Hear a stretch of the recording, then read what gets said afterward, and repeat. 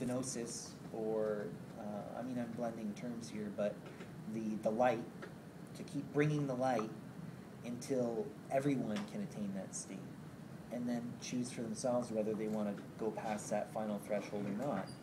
And so a Luciferian left-hand path goal is very similar to a bodhisattva in a lot of ways,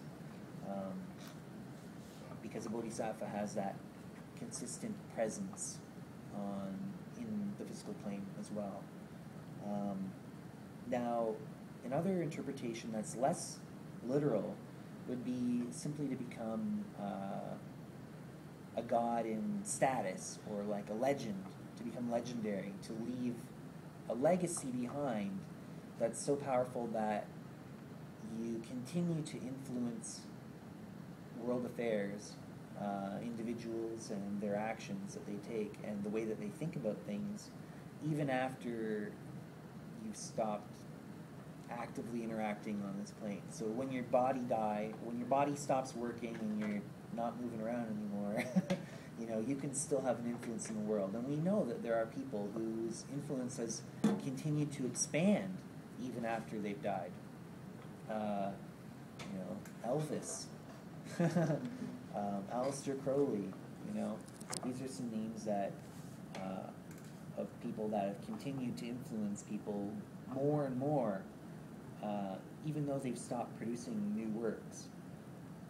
But they continue to inspire new works and people to adopt a lot of their philosophies and lifestyle choices. So that's one form of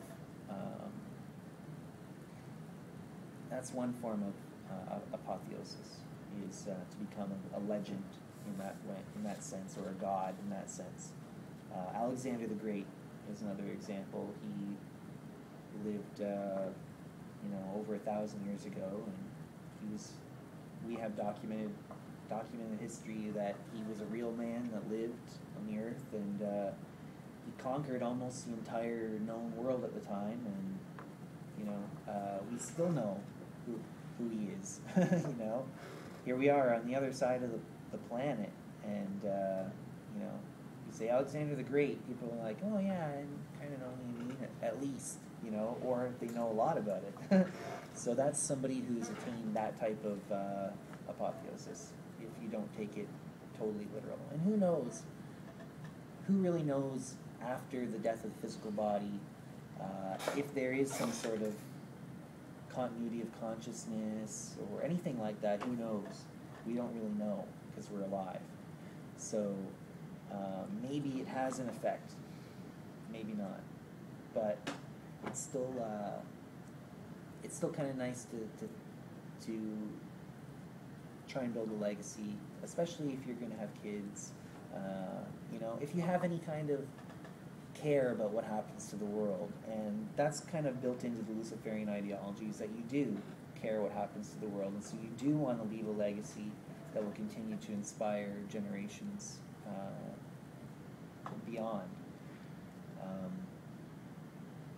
So let's move on to actual Luciferian magic. I have a question before you do that. Sure. I was wondering if, in your experience, Luciferians are usually theists or not? Or like what the conception of Lucifer is, if it's just kind of seen as a metaphor, or if in your experience some Luciferians actually work with an entity which they consider to be Lucifer in a kind of like patron, God, spirit kind of relationship? Yeah, and that's actually one of the things I was going to bring up here in this section, actually, so I'll start with that. It's not necessary to be a theist and be a Luciferian. You can be a Luciferian and do magical practices and not necessarily believe that external self-aware entities actually exist or not. You can psychologize it, and think of it in terms of archetypes or aspects of your psyche, and work in that way. Or you can be a theist, and if you do believe in these external entities, you can you can work it that way as well. Essentially, it works out to the same basic things. It's just the kind of the way you conceive of it. So, I find that most Luciferians are not theists, but there are a lot, and they don't bump heads usually very much. Once in a while you hear some Luciferians saying, "Oh, you don't really understand what Luciferianism is about if you believe in a literal Lucifer."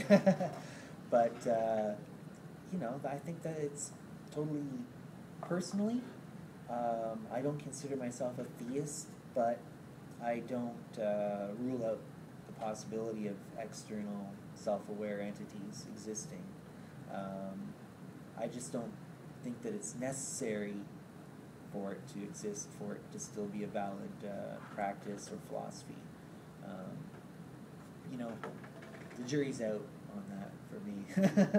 But I tend to psychologize it more and think of it in terms of archetypes, but that's still very powerful. I mean, it's such a powerful archetype that it affects everybody in the world. Everybody has something that within them somewhere.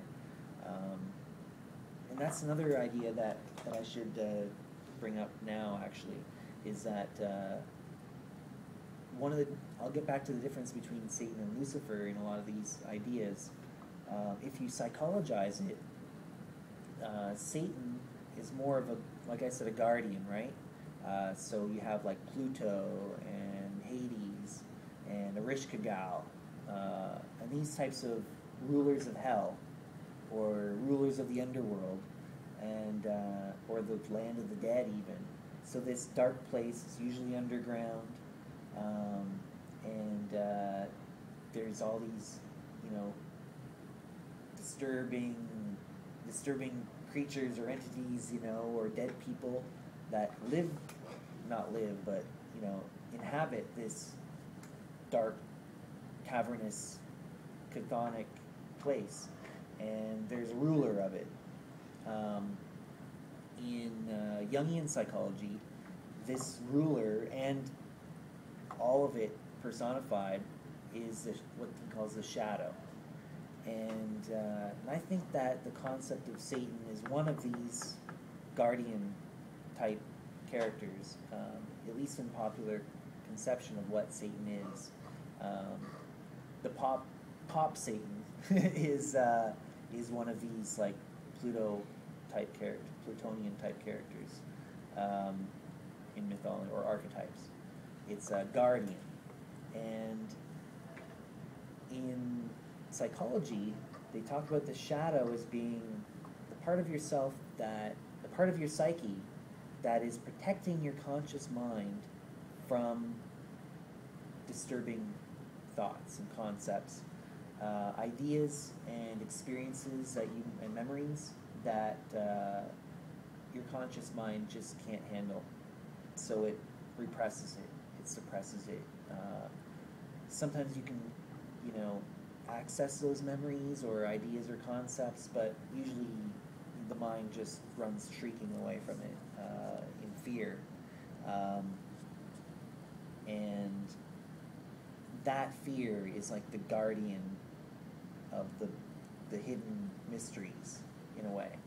The shadow itself is like your holy guardian angel, in the sense that it is protecting you from dangers unknown to yourself consciously. You don't even consciously know what is being suppressed there, but it's protecting you, because if it just let the floodgates open up the gates of hell and let all the denizens and demons out, it would overwhelm the conscious mind, and you could have, psychosis and breakdown.